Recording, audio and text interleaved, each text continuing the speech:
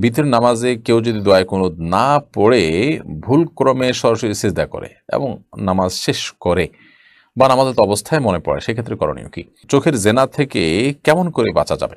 পোষা পাখিকে নিজের কাঁধে নেওয়া যাবে কিনা? রিজিক নিয়ে একজন মুসলিমের চিন্তা কেমন হওয়া উচিত? কোন আমল করলে সংসারে শান্তি বজায় রাখা যাবে এবং তৃতীয় ব্যক্তির বদনজর থেকে সংসারকে রক্ষা করা যাবে? নামাজে মনোযোগ অন্যদিকে চলে যাচ্ছে, করণীয়? বৃহস্পতিবার কেউ মারা গেলে তার নাকি কবর রাজা হয় না, কতটুকু সত্য? আজানের সময় কি নামাজ পড়া যাবে? রাকিব হোসেন আপনি লিখেছেন, সালামের পরিবর্তে অনেকে সালামুন আলাইকুম বলে, এটা কতটুকু জায়েজ হবে? সালামের পরিবর্তে সালামুন আলাইকুম যদি বলে তো মূল উদ্দেশ্য তো হাসিল হবে, সালামুন আলাইকুম মানে আপনাদের প্রতি শান্তি বর্ষিত হোক, অসুবিধা নেই এতে। তবে আসসালামু আলাইকুম ও রহমতুল্লাহি অবরাকাতু এভাবে সালাম দিতে পারলে সেটা সবচেয়ে অধিকতর উত্তম। বিলাল খান আপনি ইতালি থেকে লিখেছেন, প্রবাস থেকে ফোনে বিয়ে করার সঠিক পদ্ধতি কি? এক্ষেত্রে কতদিনের মধ্যে স্ত্রীর সাথে দেখা করা আবশ্যক? ভাই বিলাল, ফোনে বিয়ে করার পদ্ধতি সম্পর্কে আমরা বহুবার এর আগে বলেছি যে সরাসরি প্রস্তাব এবং সম্মতি ফোনের মাধ্যমে না করে আপনি প্রবাসে আছেন, দেশে মেয়ে থাকলে সেখানে আপনি আপনার কোনো বন্ধুবান্ধব, ভাই, ব্রাদার, অন্য কাউকে দায়িত্ব দিবেন যে তুমি আমার পক্ষ থেকে প্রতিনিধি হয়ে তুমি কবুল বলবা অথবা প্রস্তাব দিবা। মেয়ে পক্ষ যদি প্রস্তাব দেয় দুজন সাক্ষীর উপস্থিতিতে বিয়ের অনুষ্ঠানে, তখন ছেলে যেহেতু দূরে আছে, ছেলের কোনো বন্ধু ওই যে তাকে প্রতিনিধি নিযুক্ত করেছে ফোনে, সেটার উপর ভিত্তি করে বলবে যে আবার ফোনে আমার বন্ধু অমুকের ছেলে অমুক আমাকে যে প্রতিনিধি নিযুক্ত করেছেন অমুকের মেয়ে অমুককে বিয়ের ব্যাপারে তার পক্ষ থেকে কবুল বলার জন্য আমি তার পক্ষ থেকে প্রতিনিধি হিসাবে কবুল বলছি। এই যে কবুল বলছি, এটা দুজন সাক্ষীর সামনে যদি বলেন, ইনশাআল্লাহ বিয়ে সম্পাদন হয়ে যাবে। পুরো দৃশ্যটা তিনি দূর থেকে ইতালি থেকে দেখতে পারেন বা অন্য কোনো জায়গা থেকে যেখান থেকে হচ্ছে সেখান থেকে তিনি ভিডিও মাধ্যমে লাইভে দেখতে পারেন, সেটি ভিন্ন বিষয়। আর স্ত্রীর সাথে বিয়ের সম্পর্ক তৈরি হয়ে যাওয়ার পর, বিবাহ বন্ধন আবদ্ধ হয়ে যাওয়ার পর স্ত্রীর সাথে মিলিত হওয়ার নির্দিষ্ট কোনো সময়সীমা ইসলাম বেঁধে দেয়নি। সেটা 2 মাস, 4 মাস, 6 মাস পরে হতে পারে, 1 বছর পর হতে পারে, 2 বছর পর হতে পারে। তবে যত আগে হতে পারে ততই কল্যাণকর, কারণ এতে তাদের উভয়ের তাকওয়ার জন্য উপযোগী হয়, তাদের ঈমান আমল হেফাজতে থাকে এবং ফিতনা থেকে তারা বেঁচে থাকতে পারেন। মাজহারুল হাসান লিখেছেন, চোখের জেনা থেকে কেমন করে বাঁচা যাবে? ভাই মাজহারুল হাসান, চোখের জেনা থেকে বাঁচার জন্য যেই জায়গাগুলোতে চোখে জেনা হতে পারে সেই জায়গাগুলো থেকে দূরে থাকতে হবে। কারণ যদি সোশ্যাল মিডিয়াতে এরকম সমস্যা তৈরি হয় তাহলে তিনি সোশ্যাল মিডিয়াতে বিচরণ কম করবেন। কোনো আইডি থেকে খুব বেশি আসে সেই আইডিগুলোকে আনফলো করবেন, ব্লক করবেন কোনো পেজ থেকে, গ্রুপ থেকে আসলে। তো এইভাবে যেই জায়গায় গেলে চোখের জেনা হবে সেই জায়গা থেকে দূরে থাকতে হবে। এটি হলো চোখের জেনা থেকে বাঁচার সবচেয়ে কার্যকর উপায়। সেই সাথে যখন বাইরে আমরা বের হবো, এরকম কোনো জায়গায় যদি যেতেই হয় যেখানে চোখের জেনার আশঙ্কা আছে, সেখানে যথাসম্ভব আগে থেকেই এই কথা মাথায় রেখে তারপর বের হওয়া যে আমি যেখানে যাচ্ছি সেখানে এই সমস্যাটির মুখোমুখি আমাকে হতে পারে, সেটি মাথায় রেখে আমাদের বের হতে হবে এবং দৃষ্টিকে অবনত রাখতে হবে। আল্লাহ রাব্বুল আলামিন কোরআনে কারিমে আমাদেরকে কিন্তু সেই নির্দেশ করেছেন। অতএব দৃষ্টিকে অবনত রেখে তারপর চলতে হবে। এরপর যদি হয়ে যায় আল্লাহ তাআলার কাছে মাপ চেয়ে নতুন করে সংকল্প করতে হবে, আর যেন না হয় সেজন্য। এমডি রাকিবুল্লাহ রাশেদ লিখেছেন, বিতর নামাজে কেউ যদি দোয়ায় কুনুত না পড়ে ভুলক্রমে সরাসরি সিজদা করে এবং নামাজ শেষ করে বা নামাজের অবস্থায় মনে পড়ে, সেক্ষেত্রে করণীয় কি? দেখুন, নামাজ শেষ করেছে অথবা সালাম ফেরানোর পরপর মনে পড়েছে, তাহলে সিজদা সাহু দিয়ে নেবেন, কারণ দোয়ায় কুনুত পড়াটা ওয়াজিব।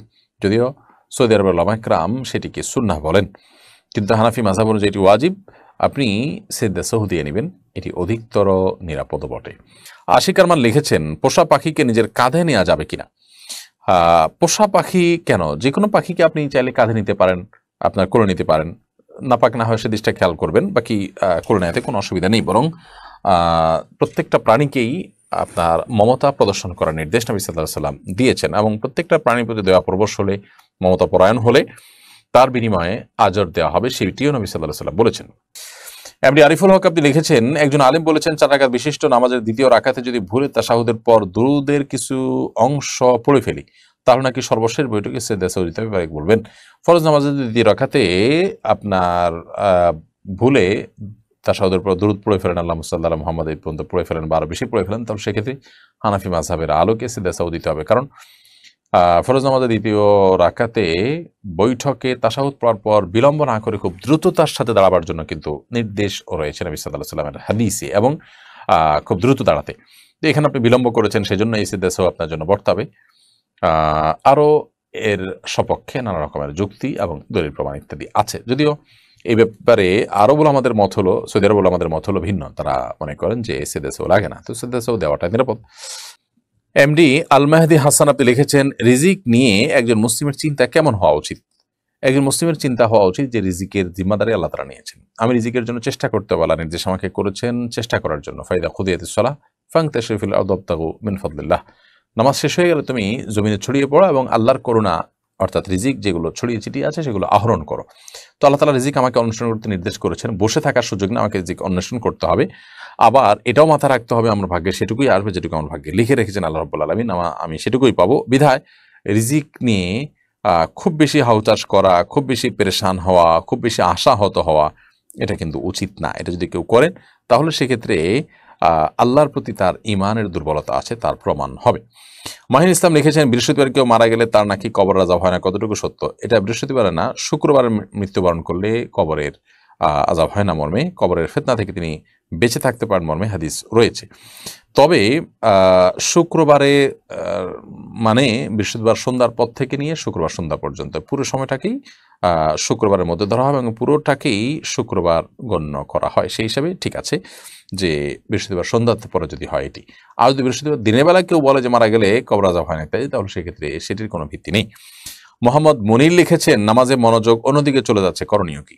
নামাজে মনোযোগ ধরে রাখার জন্য নামাজের আগে থেকে মনোযোগ নষ্ট হতে পারে সেরকম বিষয়গুলো থেকে নিজেকে বাঁচিয়ে রাখার চেষ্টা করতে হবে আপ্রাণভাবে, যাতে নামাজের মধ্যে অন্য কোনো দিকে আপনার মনোযোগ না যায়, আপ্রাণ চেষ্টা করতে হবে। এবং অন্য কোনো দিকে মনোযোগ যেন না যায় সেজন্য নামাজের মধ্যে কি পড়ছেন সেই সূরা, কেরাত, দোয়া, দুরূদ সেগুলোর অর্থ ভালো করে বুঝে পড়ার চেষ্টা করতে হবে। তাহলে ইনশাআল্লাহ বিদিনিল্লাহ সালাতের মধ্যে মনোযোগ ধরে রাখাটা তুলনামূলকভাবে অনেক সহজ হবে।